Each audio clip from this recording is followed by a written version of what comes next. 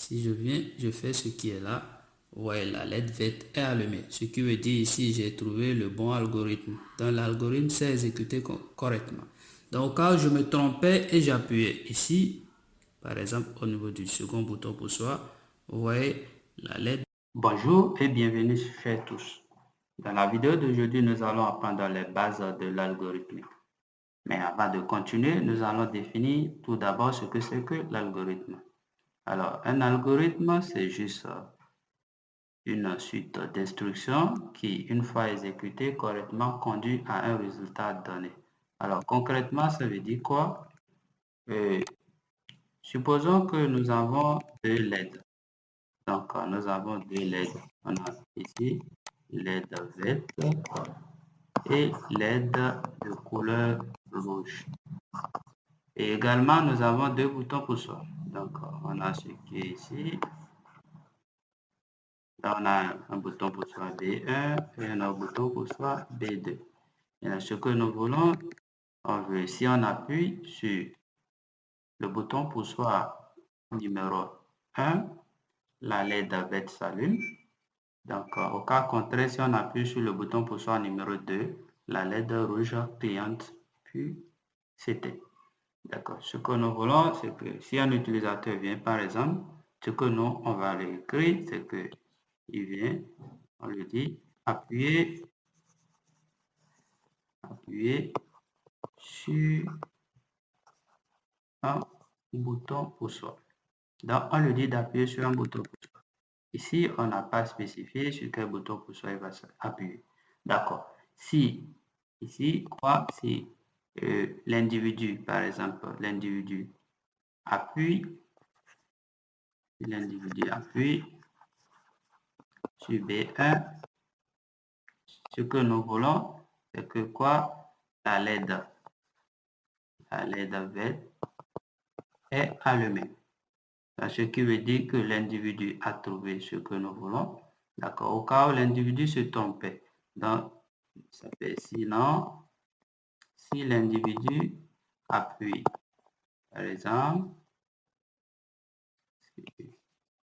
B2, donc qu'est-ce qui va se passer? La LED rouge va clienter. Voilà. Donc, dans le premier cas ici, c'est que l'individu a déjà trouvé ici le bon bouton pour soi, raison pour laquelle la LED verte s'est allumée. Et dans le second cas, l'individu s'est peut-être trompé, il a appuyé sur le deuxième bouton pour soi. Et là, la LED rouge cliente. Voilà ce qu'on a écrit. L'instruction que nous avons donnée, par exemple, on dit à l'utilisateur d'appuyer sur un bouton pour soi. Et ce qui suit, les instructions, ce que ça va exécuter après avoir appuyé sur un bouton pour soi. Donc, tout l'ensemble est appelé ici l'algorithme. D'accord. Mais l'algorithme, si nous pouvons le comparer à la recette de cuisine, c'est que c'est les instructions qu'on demande par exemple à un chef cuisinier. S'il prend un bouquin de cuisine, il commence par lire ce qu'il faut exécuter concrètement. Par exemple, on met une casserole au feu, on met de l'eau, on ajoute du sel, on ajoute du piment, ainsi de suite. Mais une fois exécuté ça concrètement et à la fin, il va obtenir un résultat. D'accord. Ça, c'est l'algorithme. Mais l'algorithme, ici, pour que les machines puissent exécuter notre algorithme, on va devoir traduire cet algorithme en un langage que, ici, la machine comprend correctement. Donc, c'est le fait de traduire l'algorithme en un langage que la machine comprend. Donc, c'est ça qu'on appelle la programmation. Par exemple, dans notre cas ici, l'exemple que j'ai donné précédemment des deux LED et des deux boutons pour soi. Donc, c'est cet algorithme ici que j'ai traduit en un code. D'accord. Mais ici, le code, le programme ici est écrit dans quel langage? Par exemple, en langage Arduino. Donc, il y a plusieurs types de langages de programmation. Mais dans ce cas-ci, ici, par exemple, j'ai utilisé le langage Arduino. Donc, vous voyez ici, par exemple, c'est les deux boutons pour soi. Ici, c'est les deux LED. Et l'instruction, ce qui va se passer. C'est ça, j'ai mis ici. Donc, si le bouton pour soi 1, par exemple, est appuyé, donc la LED verte s'allume.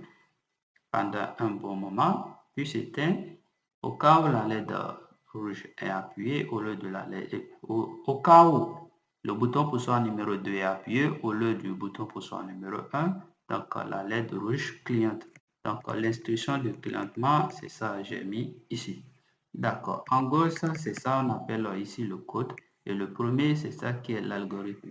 D'accord. On va passer maintenant à la pratique. Donc, une fois tout exécuté concrètement, on aura un résultat.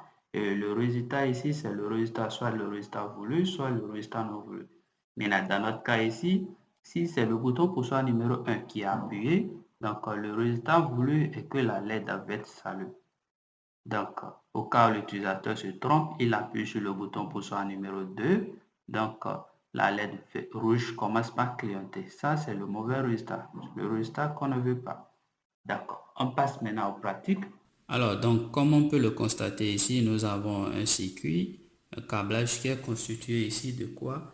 De 2 LED ou bien de 3 LED. Mais nous, on va utiliser seulement les deux, la LED verte et la LED rouge. Et également ici, nous avons nos deux boutons poussoirs qui sont là. Maintenant, on va commencer par exécuter l'algorithme pour voir l'instruction. Donc, on a dit, si un utilisateur vient et s'approche, il appuie au niveau du bouton poussoir. Vous voyez ici, par exemple, si je fais ce qui est là. L'instant, si je viens, je fais ce qui est là. Vous voyez, la LED verte est allumée. Ce qui veut dire ici, j'ai trouvé le bon algorithme. Donc, l'algorithme s'est exécuté correctement.